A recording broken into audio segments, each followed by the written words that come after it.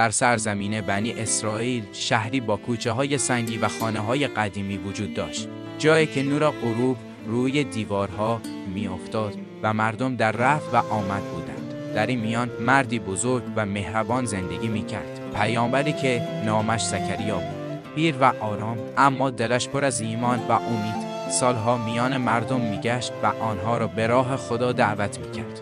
او می‌گفت: ای مردم، بازگردید به سوی خداوند، زیرا ظلم و فساد دلها و خانه‌ها را می‌پوشاند. نجات تنها در ایمان و پرستش اوست.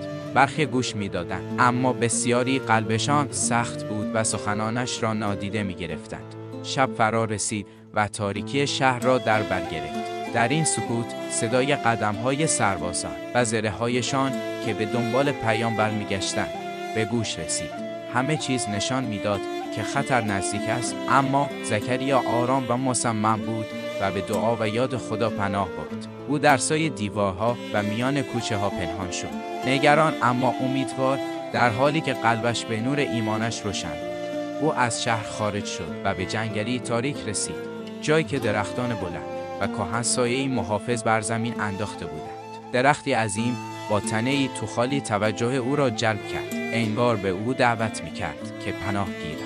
زکریا به آرامی وارد شد و درون آن پناه گرفت، در حالی که باد در شاخه‌ها می‌وزید و برگ‌ها در نور ماه می‌رقصیدند. او در خلوت خود به دعا پرداخت و آرامش خدا را در دلش حس کرد. سربازان به جنگل رسیدند و در اطراف درخت جستجو کردند. مشعل‌ها روشن و فریادها بلند، اما زکریا درون تن پنهان بود و هیچ کس او را ندید. باد در میان شاخه‌ها وزید، برگ‌ها لرزیدند و نور ماه از پشت ابرها به آرامی میتابید. پس از لحظاتی سربازان ناامید شدند و جنگل را ترک کردند. صبح شد و خورشید از میان شاخه‌ها نور خود را به زمین رساند.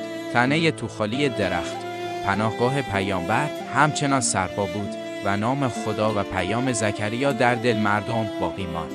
اگرچه جسم او از میان مردم رفته بود، اما راه حق و پیامش تا همیشه زنده ماند. زکریا به ما آموخت که حتی در برابر ظلم و تهدید، ایمان، شجاعت و پایداری همیشه باقی میماند و هیچ ظلمی نمیتواند نور حقیقت را خاموش کند.